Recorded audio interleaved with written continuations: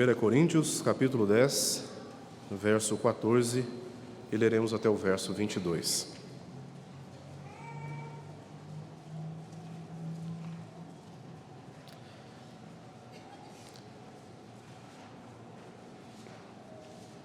Diz assim a palavra do Senhor: Portanto, meus amados, fugi da idolatria. Falo como a criteriosos, julgai vós mesmos o que digo. Porventura, o cálice da bênção que abençoamos não é a comunhão do sangue de Cristo? O pão que partimos não é a comunhão do corpo de Cristo? Porque nós, embora muitos, somos unicamente um pão, um só corpo, porque todos participamos do único pão. Considerai o Israel segundo a carne. Não é certo que aqueles que se alimentam dos sacrifícios são participantes do altar? Que digo, pois? Que o sacrificado ao ídolo é alguma coisa? Ou que o próprio ídolo tem algum valor? Antes, digo que as coisas que eles sacrificam é a demônios que as sacrificam, e não a Deus. E não quero que vos torneis associados aos demônios. Não podeis beber o cálice do Senhor e o cálice dos demônios. Não podeis ser participantes da mesa do Senhor e da mesa dos demônios. Ou provocaremos zelos no Senhor? Somos, acaso, mais fortes do que Ele? Oremos. Pai bendito, aqui estamos na Tua presença, na Tua casa, na comunhão dos santos, para Te bendizer, para Te glorificar com os cânticos, como acabamos de fazer. Mas também é do nosso interesse ouvir a Tua palavra e, por ela, sermos edificados. Portanto, pedimos que o Senhor, através do Teu Espírito, nos dê a compreensão necessária e as devidas aplicações para a nossa fé. Por isso oramos em nome de Jesus. Amém, Senhor. Irmãos, a liberdade é algo que todos nós queremos. Nós somos criados desde a infância com o objetivo de nos tornarmos autônomos, de certa maneira, livres das obrigações impostas pelos nossos pais, a fim de seguirmos aquelas obrigações criadas por nós mesmos de acordo com as conveniências dos nossos interesses. Mas a liberdade por liberdade, sem restrições, sem regras, sem limites, ela é assustadora. Ela traz inseguranças, medos e a sensação de que nós estamos realmente sozinhos e não podemos contar com ninguém. Nós precisamos da liberdade, mas ao mesmo tempo precisamos de alguns limites. E é exatamente isso que o apóstolo Paulo está tratando aqui nesta passagem. A liberdade cristã, ela tem limites. E de uma maneira bem específica, ele aqui coloca a liberdade limitada à prática da idolatria. Depois da primeira transgressão do homem, a idolatria passou a ser um pecado constante na história da humanidade, por causa da sua necessidade de trazer manifestações materiais ou substancializar a sua crença através de utensílios fabricados pelas suas próprias mãos. Isso para satisfazer as suas próprias concupiscências carnais. O homem, depois do primeiro pecado, ele se afasta da presença de Deus e, por causa dessa separação da presença de Deus, ele é tomado por um desespero. Como por si só não pode alcançar a Deus, ele então começa a fabricar ídolos, a fim de estabelecer algum tipo de conexão com a divindade. De acordo com os dicionários populares da língua portuguesa, a palavra idolatria corresponde a culto prestado ou homenagem ou reverência a ídolos, contrariando a lealdade e a honra que pertencem exclusivamente a Deus. Somente Deus deve ser adorado, somente o Senhor deve ser servido, e é somente ao Senhor que nós podemos confiar as nossas vidas, as nossas necessidades e dar a Ele as nossas orações. Porém, a Bíblia diz que a idolatria não se restringe apenas ao fato do homem fabricar objetos e, diante desses objetos fabricados pelas mãos humanas, se curvar, oferecer reverência, orações e até mesmo prestar cultos. A Bíblia deixa claro, além desta prática comum de se fabricar ídolos para prestar adoração e reverência, a Bíblia chama também de idolatria a obstinação.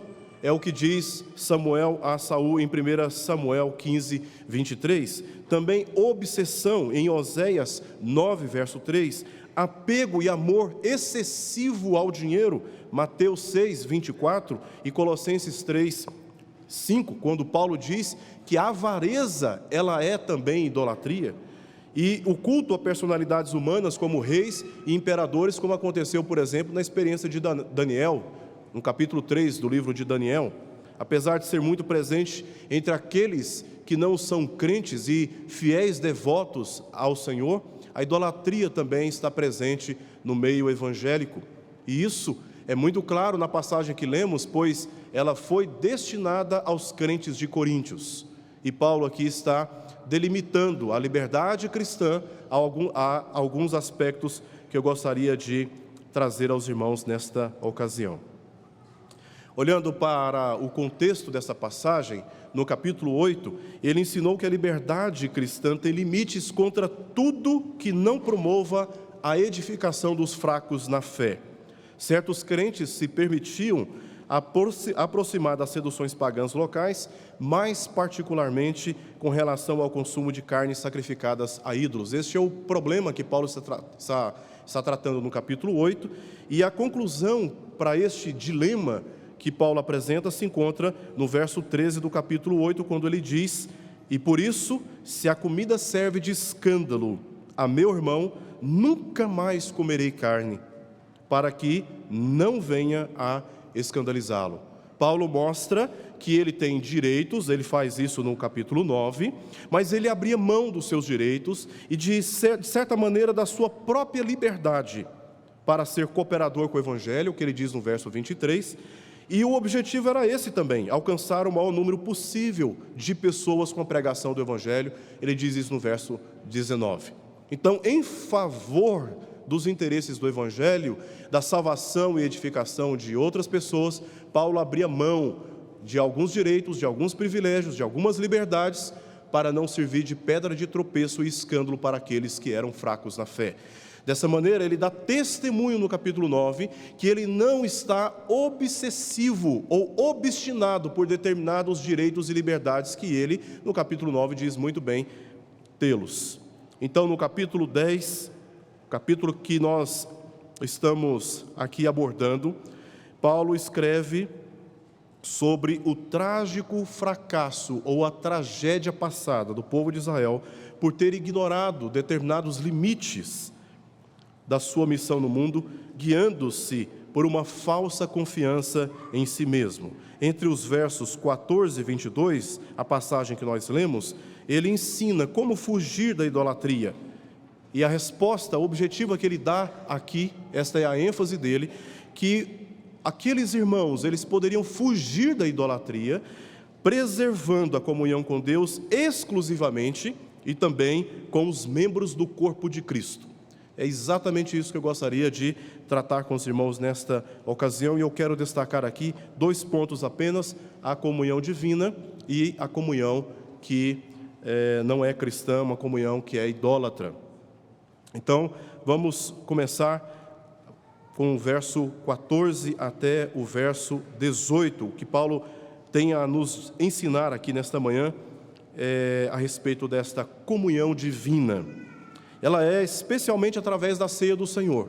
Paulo deixa bastante claro na passagem que esta comunhão com Deus, capaz de nos preservar das seduções do mundo e santificar a nossa própria vida, ela é especialmente celebrada, desfrutada, vivenciada através da ceia que haveremos de tomar nesta manhã.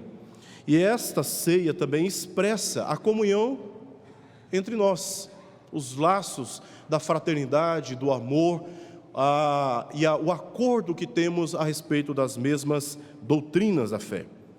Contundentemente, aqui no verso 14, Paulo adverte os coríntios que fujam da idolatria. É possível que aqueles convites para que os crentes participassem de banquetes em templos pagãos fossem um verdadeiro teste para todos eles. Apesar da aparente inocência ou vantagem, eles precisavam dizer não para o que não promovia a edificação da igreja e o fortalecimento da comunhão. Paulo não deixa qualquer possibilidade, qualquer margem de dúvida diante daqueles crentes, frente às tentações, aos convites e às seduções que eles estavam sofrendo.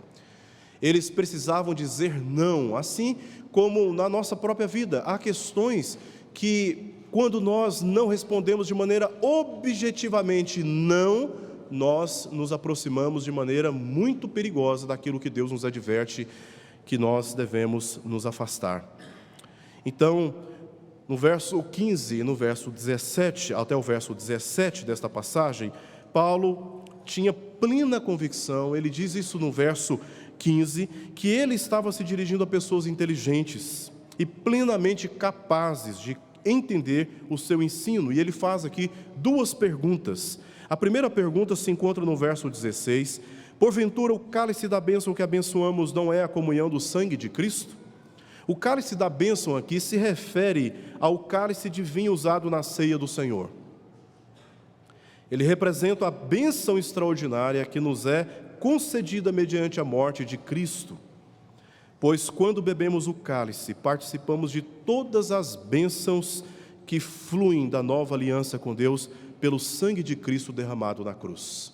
Então, quando nós tomamos o cálice, nós de uma maneira extraordinária estamos sendo enriquecidos pela graça de Deus. A segunda pergunta que Paulo faz aqui se encontra aí ainda no verso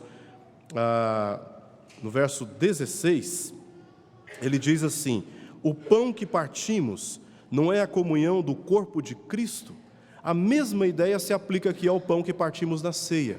Ao comer o pão, declaramos que somos salvos pela morte expiatória de Cristo.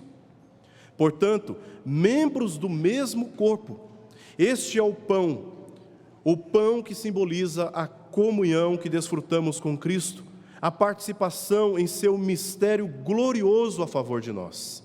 Naquela ocasião, Jesus pega um pão na mesa da Páscoa, ele parte aquele pão e todos comem do mesmo pão. E ao comerem daquele mesmo pão, eles estavam também celebrando, desfrutando da comunhão entre eles, testificando, confessando que eram membros do mesmo corpo e que estavam unidos pela mesma fé. No verso 18, Paulo traz aqui para nós uma ilustração. É exatamente isso que ele diz no verso 18, quando ele diz que participar da mesa do Senhor significa ter comunhão com Jesus. Como os israelitas se alimentavam dos sacrifícios, assim eram participantes também do altar. Essa referência que ele faz no verso 18 é uma referência que nós encontramos nas ofertas pacíficas, lá em Levítico capítulo 17. Parte dos sacrifícios era queimada, parte servia de alimento aos sacerdotes e levitas, e outra parte era entregue ao ofertante para ser consumida no mesmo dia. Paulo diz que todos os que comiam no sacrifício se identificavam com Deus e com a nação de Israel, e em resumo, com tudo o que representava ali no altar. Então, Paulo inicialmente diz: fugir da idolatria, fujam da idolatria, qualquer associação indevida, desleal, e que não honra o Senhor, que não traz edificação para os crentes, fujam dessas coisas. E ele traz então como primeira resposta como nós fugimos da idolatria, nos apegando firmemente ao culto exclusivo a Deus, a celebração desta fé, mediante a ceia do Senhor e também na comunhão fraterna entre irmãos, um dando suporte para o outro, um servindo ao outro, e é dessa maneira então que nós somos fortalecidos diante das propostas que o mundo faz em nossos dias, como naqueles dias estava fazendo também aos crentes da igreja de Corinto. E aí, a segunda parte desta passagem, versos 19 ao verso 22, ele vai mostrar que assim como a participação dos israelitas na oferta pacífica representava a comunhão com o altar, participar de um banquete oferecido a um ídolo em seu templo representava a comunhão com esses ídolos. E ele começa de uma maneira bastante forte, dizendo no verso 19, que digo, pois, que o sacrificado ao ídolo é alguma coisa, ou que o próprio ídolo tem algum valor? Essa pergunta retórica traz em si uma resposta que está implícita no texto. É claro que não. Tanto aquilo que é oferecido como sacrifício, como até mesmo o ídolo para quem está sendo oferecido, nada tem qualquer valor, porque a idolatria é vã. Ela é vã, ela não pode fazer por nós aquilo que somente Deus pode fazer: nos ver, nos ouvir, andar conosco, entender o que se passa na nossa vida. Só há um Deus verdadeiro e somente Ele deve ser buscado, somente o Senhor deve ser considerado nas nossas alegrias e nas nossas tristezas. Qualquer apego, qualquer obstinação, qualquer obsessão, mais do que ao Senhor, qualquer pessoa ou objeto nos quais depositamos a nossa confiança mais do que ao Senhor, Paulo está dizendo, qualquer serviço dessa natureza é idolatria, e não pode trazer aquele que está oferecendo o sacrifício, ou seja, que está prestando confiança, serviço, que está prestando reverência, honra, ele não pode ser beneficiado de nenhuma forma, porque nada disso tem valor. Então, no verso 20, ele enfatiza que a idolatria, que é a devoção a qualquer pessoa ou coisa, está associada de modo misterioso a demônios, e acrescenta: não quero que vos torneis associados aos demônios. Embora Paulo reconheça que os ídolos, eles não têm nenhum valor, são objetos criados pelas mãos humanas, ele admite aqui no texto que por trás da idolatria existem entidades espirituais que atuam em torno daquele que é idólatra, em torno daquele que oferece cultos e reverências àquele que não é o Deus verdadeiro. Por isso ele diz no verso 21, que tudo isso parece até ser chocante, mas certos cristãos iam ao templo participar de banquetes idólatras, agindo de forma incoerente e desleal ao Senhor, para quem professaram a sua fidelidade. Ele diz: não podeis beber o cálice do Senhor e o cálice dos demônios, não podeis ser participantes da mesa do Senhor e da mesa dos demônios. Aqueles crentes na cidade de Corinto precisavam entender que a vida cristã, ela tinha que ser encarada de maneira radical, ou como disse Jesus no capítulo 6 de Mateus: ou você serve ao Senhor, ou você serve às riquezas. Não há acordo, não há meio termo. Nós, como povo de Deus, nós devemos prestar culto apenas ao Senhor, e de maneira alguma nos associar com aquilo que o Senhor reprova.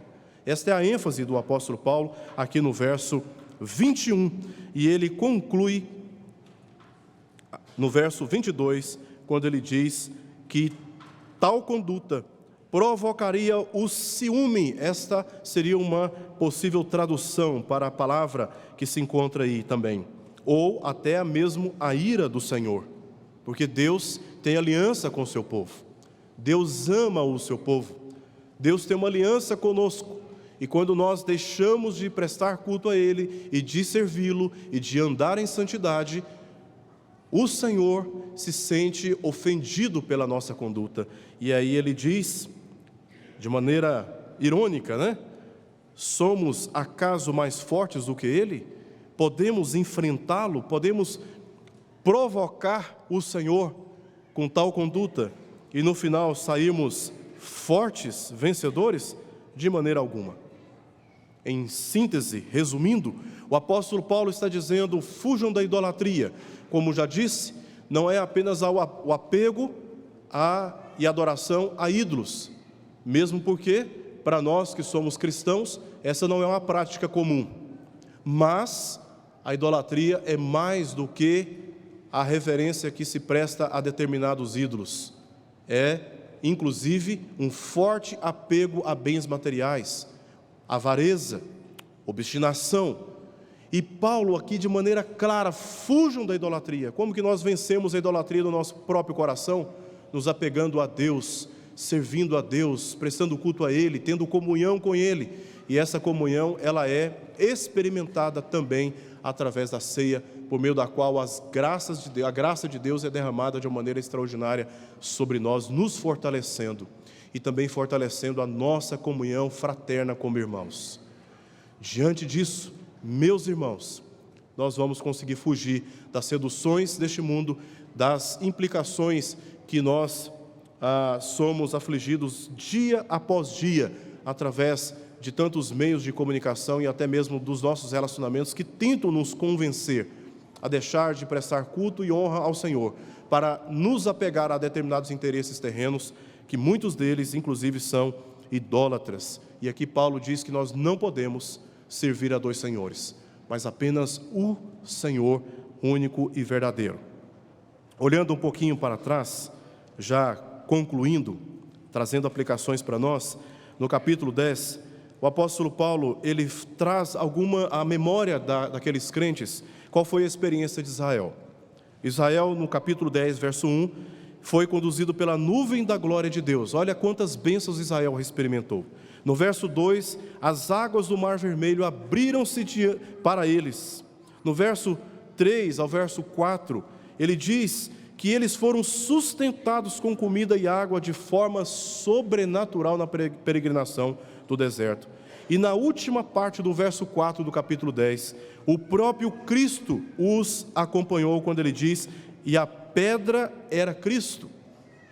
Cristo estava presente com o povo na peregrinação de Israel. O povo estava sendo incrivelmente abençoado durante aquela peregrinação, mas deixou de observar determinados limites, se esqueceu das promessas de Deus, e aí, a despeito de tantas bênçãos, olha qual foi a história daquela geração. Verso 5 no verso 6, diz que eles desagradaram a Deus e muitos foram mortos.